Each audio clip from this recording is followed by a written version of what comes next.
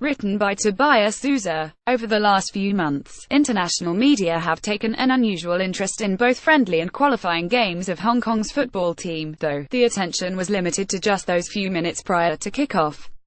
Once the March of the Volunteers, China's national anthem, sounded through the stadium, roughly one-third of the spectators would join into a cacophony of booing and jeering, recorded by the surrounding crowd of accredited journalists.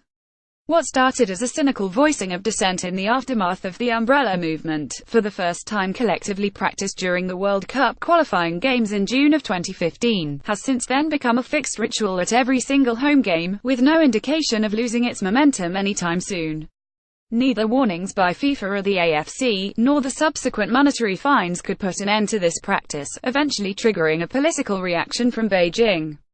On November 4, 2017, the National People's Congress Standing Committee amended the annex of Hong Kong's Basic Law by formulating a clause that requires the solemn observation of both national flag and anthem.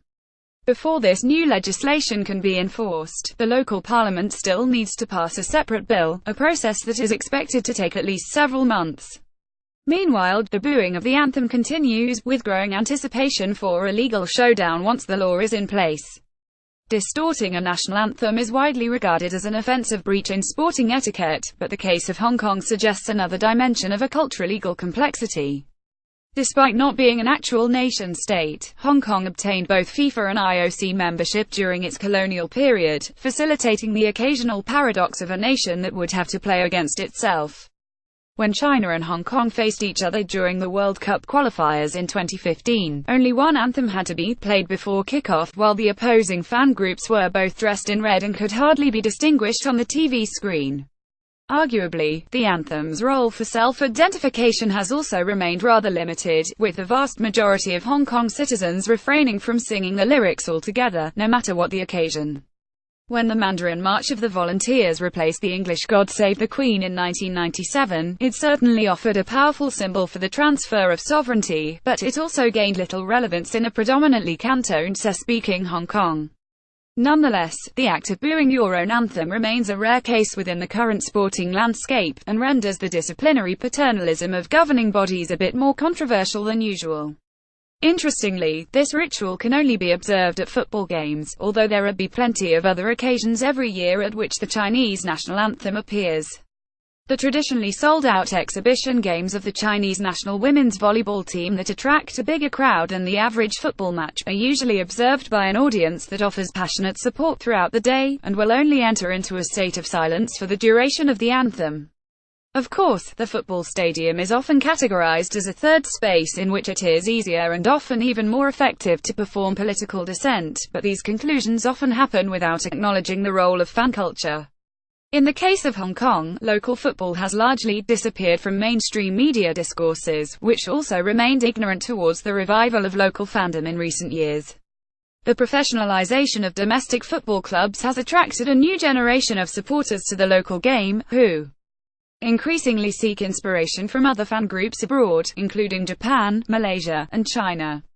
The last few years have also seen the introduction of new chants both in the league and at international games, and there has been an increasing effort to adopt more Cantonese songs instead of generic English banter.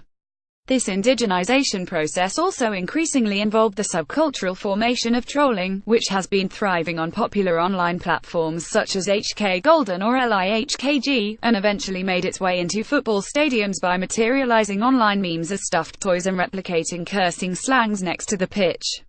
Nonetheless, although most of these organized groups do have clear political tendencies, they generally refrain from public calls for dissent or protest. This means that the booing of the anthem should not be seen as a political movement encroaching the domain of sport, as it is often portrayed in media. Instead, it has been embedded in practices of an emerging fan culture in which dissenting voices make up a significant proportion. With the absence of coordinated action, it is difficult to predict its persistence, and meanwhile, there has been growing concern among fans how the booing might adversely affect the development of local football, as shown by the growing tension between football fans and journalists during match days. Many might still think that Hong Kong football has been trapped in its own insignificance, but forcing a change in the city's constitution could as well be understood as a sign of its lingering importance. The shared passion for the beautiful game, both in Hong Kong and the Chinese mainland, might for the time being be more unifying than the national anthem itself. Tobias Souza is a guest lecturer at the Education University of Hong Kong and a fellow at the China Soccer Observatory.